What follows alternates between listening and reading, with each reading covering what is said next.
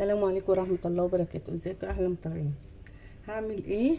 هعمل حاجة حلوة كده، كيكة سريعة في الخلاط، مش بتاخد وقت ومقدرة سهلة جدا وما بتاخدش وقت.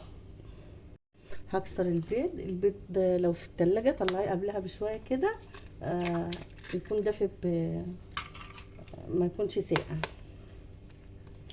معايا 3 بيضات، عايزة تحطي بيضتين حطي، عايزة اللي انت عايزاه، بس ما تكتريش عشان ما تبقاش زفر. بس انا معايا 3 بيضات حلوين قوي،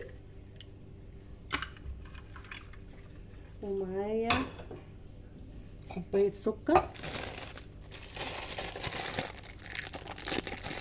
مقاديرها موجودة في البيت عادي خالص.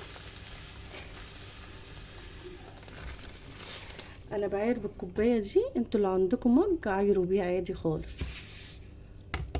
هحط كوباية وربع، مفيش مشكلة، واحط كوباية الا ربع زيت.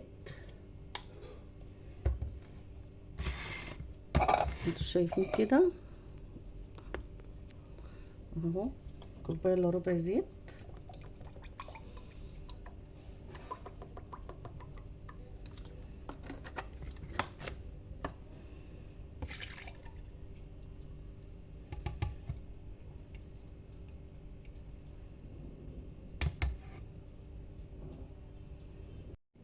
ورشة فانيليا، لان الموبايل فصل، حطيت رشة الفانيليا، ورقة فانيليا.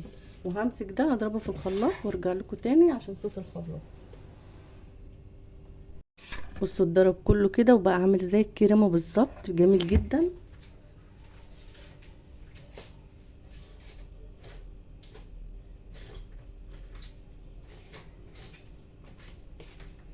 بصوا بقى عامل زي الكريمه. هعمل ايه؟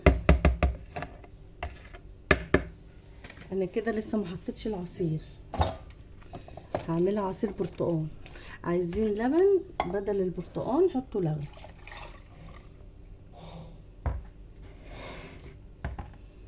ادي كوبايه العصير اهي، ادي واحد. انا حاطه كوبايه وربع سكر، هحط زيها كوبايه وربع، حاطه كوبايه وربع زيت وكوبايه وربع سكر. معلش اتلخبطت، انا حاطه كوبايه وربع سكر، هحط زيها كوبايه وربع عصير برتقال. بس كده، وهضرب ده كله مع بعضه تاني. معايا طبق اهو، هنزل ب3 كوبايات دقيق،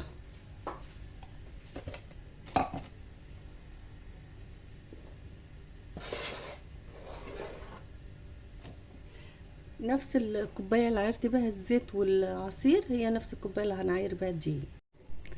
خلاص عملت الدقيق، هنزل بمعلقه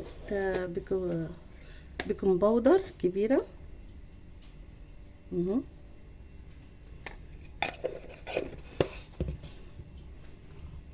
واقلبهم مع بعض كده.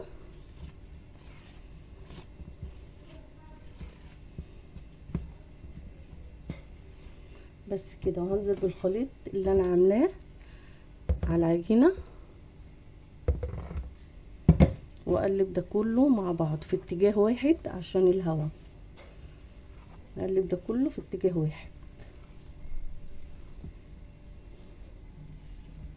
ونقلب كله في اتجاه واحد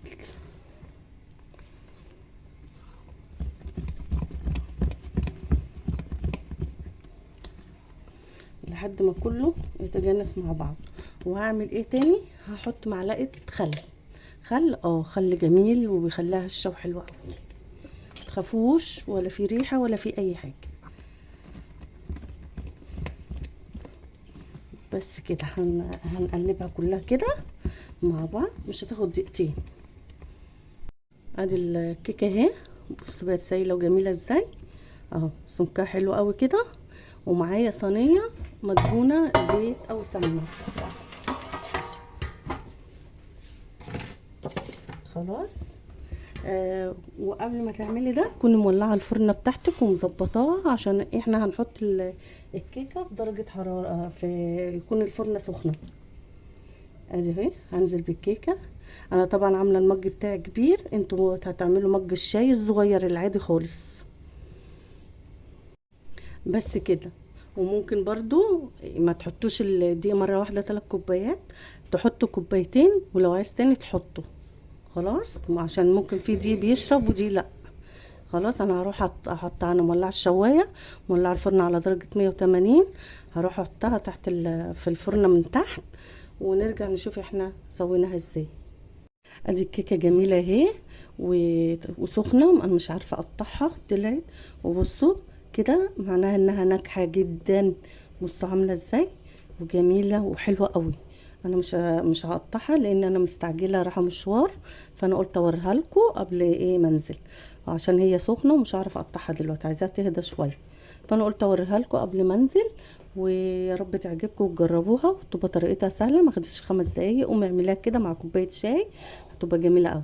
واقول لكم ايه، يا رب في الفيديو بتاعي يعجبكم يا احلى متابعيني. اسيبكم في رعايه الله، واقول لكم مع السلامه، مع السلامه.